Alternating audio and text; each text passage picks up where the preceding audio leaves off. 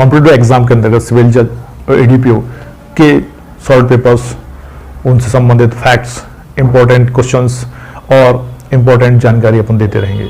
दोस्तों चलते हैं अपने लेक्चर्स ऑन सीआरपीसी के सेशन पे और देखते हैं। अब है सेक्शन 172 जो बताता है अन्वेषण में कार्रवाइयों की डायरी।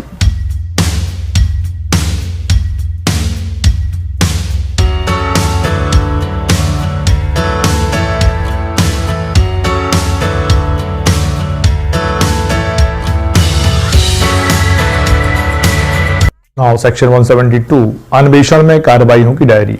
जो इन्वेस्टिगेशन होगा उसमें डायरी का क्या रोल है उसके बारे में देखते हैं। सेक्शन 1 क्लॉज नंबर 1, प्रत्येक पुलिस अधिकारी जो इस अध्याय के अधीन अन्वेषण करता है अन्वेषण में की गई अपनी कार्रवाई को दिन प्रतिदिन एक डायरी में लिखेगा। मतलब जो इस अध्याय है इसमें जो इन्वेस्टिगेशन हो रहा है उसमें जो पुलिस अधिकारी है जो भी इन्वेस्टिगेशन कर रहे हैं वो दिन प्रतिदिन जो उन्होंने किया कार्रवाई की हैं वो डायरी में लिखते जाएंगे। जिसमें वह समय उसे इत्तला दी गई वो टाइम लिखा जाएगा, वह समय जो उसने अन्वेषण प्रारंभ किया वो समय लिखा जाएगा, और जब समाप्त किया इन्वेस्टिगेशन वो लिखा जाएगा। वह स्थान लिखे जाएंगे या वे स्थान लिखे जाएंगे जहां वह गया। अन्वेषण द्वारा अनिश्चित परिस्थितियों का विवरण होगा, और अन्वेषण द्वारा अनिश्चित परिस्थितियां, जो परिस्थितियां निर्मित हुई हैं, क्या हुआ था वहां या क्या घटनाक्रम था, किसके साथ क्या हुआ, क्या हो सकता है, वो सब उन परिस्थितियों का विवरण वहां पे वो देंगे। वहीं फर्स्ट अब है फर्स्ट का है धारा 161 के अधीन अन्वेषण के दौरान अभिलिखित किए गए साक्ष्यों के कथन केस डायरी में अंत स्थापित किए जाएंगे। जो कथन लिए जाएंगे 161 के अंतर्गत वो सारे के सारे इस डायरी में अंत स्थापित किए जाएंगे, लिखे जाएंगे। उपधारा 1 में निर्दिष्ट डायरी जिल्द रूप में होगी और उसके पृष्ठ सम्यक रूप से संख्यांकित होंगे। मतलब जो डायरी है वो कैसी होगी, जिल्द होगी, उसको कवर्ड होगी बढ़िया से, और उसके पृष्ठ सम्यक रूप से संख्यांकित होंगे। प्रत्येक पृष्ठ पे संख्या नंबर लिखा जाएगा। क्लॉज 2 है कोई दंड न्यायालय ऐसे न्यायालय में जांच या विचारण के अधीन मामले की पुलिस डायरियों को मंगा सकता है। कोई दंड न्यायालय ऐसे न्यायालय में जांच या विचारण के अधीन मामले की पुलिस डायरियों को मंगा सकता है। मतलब पुलिस डायरी को मंगाने का अधिकार न्यायालय को है जिसके समक्ष वो मामला चल रहा है। और ऐसी डायरियों को मामले के साक्ष्य के रूप में तो नहीं, किंतु ऐसी जांच या विचारण में अपनी सहायता के लिए उपयोग में ला सकता है। वो ऐसे मामले में साक्ष्य के रूप में उन डायरियों को नहीं लेगा, लेकिन जांच या विचारण में अपनी सहायता के लिए उनका उपयोग किया जा सकता है। तो मजिस्ट्रेट उनको मंगाने में सक्षम है और उनको देख सकता है, और उनका उपयोग साक्ष्य के रूप में तो नहीं कर सकते, लेकिन जांच विचारण में उसका उपयोग सहायता ली जा सकती है। वहीं क्लॉज 3 है 172 का ना तो अभियुक्त और ना उसके अभिकर्ता। ना तो अभियुक्त और ना अभिकर्ता, मतलब अभियुक्त जो व्यक्ति है एक्यूज है, और उसके अभिकर्ता मतलब वकील हैं, एडवोकेट हैं, ऐसी डायरियों को मंगाने के हकदार होंगे, वो नहीं मंगा सकते। और ना वह या वे केवल इस कारण उन्हें देखने के हकदार होंगे कि न्यायालय द्वारा दिखेंगे। न्यायालय यदि देख रहा है तो वो भी देखेंगे, इस आधार पर उनको अधिकारता नहीं होगी कि वो देख सकें। किंतु यदि उस पुलिस अधिकारी द्वारा जिसने उन्हें लिखा है अपनी स्मृति को ताजा करने के लिए उपयोग में लाई जाती हैं, और जो पुलिस अधिकारी ने उनको लिखा है वो उसकी स्मृति ताजा करने के लिए उनको देखता है तो वो देख सकता है। यदि न्यायालय उन्हें ऐसी पुलिस अधिकारी की वार्ता का खंडन यदि न्यायालय उन्हें ऐसे पुलिस अधिकारी की बातों का खंडन करने के प्रयोजन के लिए उपयोग में लाता है तो भारतीय साक्ष्य अधिनियम 1872 की यथास्थिति धारा 161 या धारा 145 के उपबंध लागू होंगे। Section 145 of Indian evidence act पूर्वतन लेखबद्ध कथनों के बारे में प्रतिपरीक्षा। वो कहता है किसी साक्षी की उन पूर्वतन कथनों के बारे में जो उसने लिखित रूप में किए हैं या जो लेखबद्ध किए गए हैं और जो प्रश्नगत बातों को उससे सुसंगत हैं, ऐसा लेख उसे दिखाए बिना, ऐसे लेख साबित हुए बिना प्रतिपरीक्षा की जा सकेगी। किंतु यदि उस लेख उसका खंडन करने का आशय है तो उस लेख को साबित किए जा सकने के पूर्व उसका ध्यान उस लेख के उन भागों की ओर आकर्षित कराना होगा जिनका उपयोग उसका खंडन करने के प्रयोजन से किया जाना है। मतलब उनमें दे दिया है कि यदि खंडन किया जाना है तो उनको उन कथनों के बारे में उसको दिखाना होगा और वो उसको देख सकता है। सेक्शन 161 स्मृति ताजी करने के लिए प्रयुक्त लेख के बारे में प्रतिपरीक्षा का अधिकार। पूर्ववर्ती अंतिम 2 धाराओं के उपबंधों के अधीन देखा गया कोई लेख पेश करना और प्रतिपक्षी को दिखाना होगा यदि वह उसकी अपेक्षा करे। ऐसा पक्षकार यदि वह चाहे उस साक्षी से उसके बारे में प्रतिपरीक्षा कर सकेगा। तो सेक्शन 145 और सेक्शन 161 जैसी भी उनकी स्थिति हो, जैसा कि उन्होंने सीआरपीसी के सेक्शन में कहा है 172 के क्लॉज 3 में ना तो अभियुक्त और ना उसके अभिकर्ता ऐसी डायरियों को मांगने के लिए हकदार होंगे और ना वह या वे केवल इसका देखने के हकदार होंगे कि वे न्यायालय द्वारा देखी गई हैं। ठीक है, वो तो नहीं देख सकते, किंतु यदि वे उस पुलिस अधिकारी द्वारा जिसने उन्हें लिखा है अपनी स्मृति ताज़ा करने के लिए उपयोग में लाई जा सकती हैं, या यदि न्यायालय उन्हें ऐसी पुलिस अधिकारी की बातों का खंडन करने के प्रयोजन के लिए उपयोग में लाता है, ऐसे पुलिस अधिकारी की जो बातें हैं उनका खंडन करने के लिए उपयोग में लाता है, तो भारतीय साक्ष्य अधिनियम 1872 की यथास्थी धारा 161 या 145 को बंद उस पर लागू होंगे। मतलब उनको स्मृति ताज़ा करने के लिए उसको देखने का अधिकार होगा, वो देखेगा। ठीक है, तभी वो उसकी प्रतिपरीक्षा की जाएगी। तो नाउ सेक्शन 173, अन्वेषण के समाप्त हो जाने पर पुलिस अधिकारी की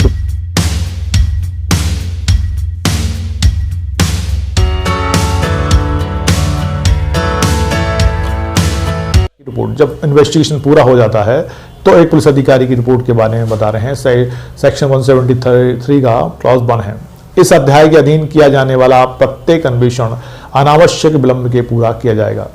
मतलब अनावश्यक विलंब मतलब जो आवश्यक विलंब है उनको छोड़ के अनावश्यक विलंब के ये पूरा किया जाएगा ताकि फटाफट इन्वेस्टिगेशन कंप्लीट हो।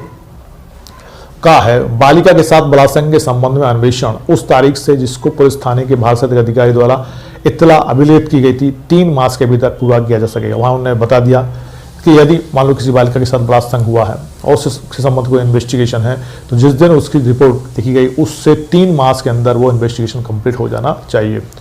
वहीं क्लॉज 2 है, क्लॉज 2 का 1 है, जैसे ही वह पूरा होता है वैसे ही पुलिस थाने का भारतीय अधिकारी पुलिस रिपोर्ट पर उस अपराध का संज्ञान करने के लिए सशक्त मजिस्ट्रेट को राज्य सरकार द्वारा विस्तृत रूप में एक रिपोर्ट भेजेगा जिसमें निम्नलिखित बातें कथित होंगी। 73 का क्लॉज 2 में जो हमने देखा उसके अंतर्गत जैसे ही इन्वेस्टिगेशन कंप्लीट होगा और पुलिस अधिकारी वो पुलिस रिपोर्ट पे जो संज्ञान लेने वाला सक्षम मजिस्ट्रेट है उसके पास उसे तुरंत भेजेगा और उसके साथ क्या भेजेगा, रिपोर्ट में क्या क्या भेजेगा वो नीचे बताया हमने। का पक्षकारों के नाम, कौन कौन से पक्षकार हैं उनके नाम जाएंगे उसमें। इत्तला का स्वरूप, किस रूप में इत्तला हुई है। सी है मामले की परिस्थिति से परिचित प्रतीत होने वाले व्यक्तियों के नाम और जो मामले से परिचित व्यक्ति हैं उनके नाम जाएंगे। नेक्स्ट है कोई अपराध किया गया प्रतीत होता है और यदि किया गया प्रतीत होता है तो किसके द्वारा, मान लो अपराध हुआ है और प्रतीत हो रहा है अपराध हुआ है तो किसके द्वारा किया गया है। क्या अभियुक्त गिरफ्तार कर लिया गया है, अभियुक्त की गिरफ्तारी के बारे में। क्या वह अपने बंद पत्र पर छोड़ दिया गया है, क्या उसको बंद पत्र बॉन्ड भरा के छोड़ दिया गया है। यदि छोड़ दिया गया है तो बंधक बंद पत्र पितुओं सहित या रहित है वो सब उसका डिटेल। नेक्स्ट है क्या वह धारा 170 के अधीन अभिरक्षा में भेजा चुका है, सेक्शन 170 के अंतर्गत अभिरक्षा में भेजा जा चुका है क्या, उसके बारे में।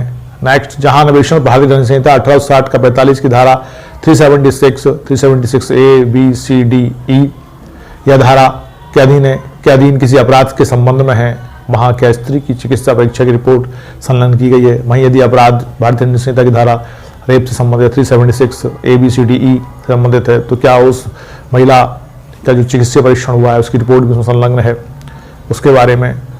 उसका 2 है 2 का 2 वह अधिकारी अपने द्वारा की गई कार्रवाई की संसूचना उस व्यक्ति को यदि कोई हो जिसने अपराध के किए जाने के संबंध में सर्वप्रथम इत्तला दी उस रीति से देगा जो राज्य सरकार द्वारा भेद की जाए।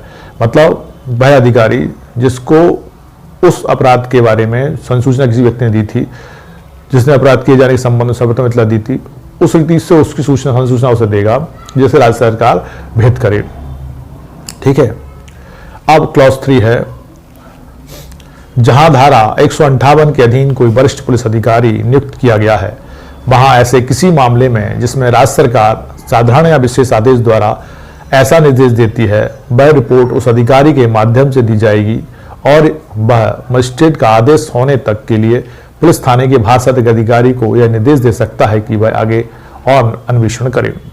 मतलब यहाँ पे उन्होंने बताया है कि सेक्शन 158 के अंतर्गत कोई वरिष्ठ पुलिस अधिकारी नियुक्त किया गया है तो वहाँ ऐसे मामले में राज्य सरकार साधारण या विशेष आदेश द्वारा निर्देश भी दे सकती है कि वह रिपोर्ट अधिकारी के माध्यम से दी जाएगी। मतलब वो रिपोर्ट जो है आगे उस अधिकारी की तरफ से भेजी जाएगी और वह मजिस्ट्रेट का आदेश होने तक के लिए पुलिस थाने के भारतीय अधिकारी को निर्देश दे सकता है कि वह आगे और इन्वेस्टिगेशन करे। मतलब वो पुलिस अधिकारी भारतीय अधिकारी को आदेश दे सकता है कि इसमें और इन्वेस्टिगेशन आगे कर सकता है और उसकी रिपोर्ट पुलिस अधिकारी के माध्यम से, बड़े पुलिस अधिकारी जो वरिष्ठ पुलिस अधिकारी उसके माध्यम से मजिस्ट्रेट के समक्ष भेजी जाएगी।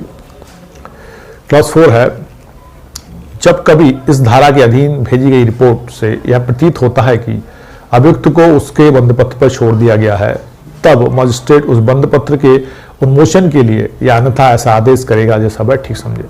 ठीक है, वहीं अब उसने आगे भी देखा हमने कि बंधपत्र पर अभियुक्त को छोड़ दिया गया है, तब मजिस्ट्रेट उस बंधपत्र के उन्मोचन के लिए, जो बंधपत्र बनाया गया था उसका भी उन्मोचन करने के लिए या अन्यथा ऐसा आदेश करेगा जैसा वह ठीक समझे। जैसे मजिस्ट्रेट समझे उसके आदेश पे वो काम करेगा। मजिस्ट्रेट चाहे तो उसके बंधपत्र को उन्मोचित कर सकता है, यदि इसके अन्यथा उनको कुछ और लगता है तो उससे संबंधित वे कार्रवाई करेंगे, वो ठीक समझे जो उनको लगेगी।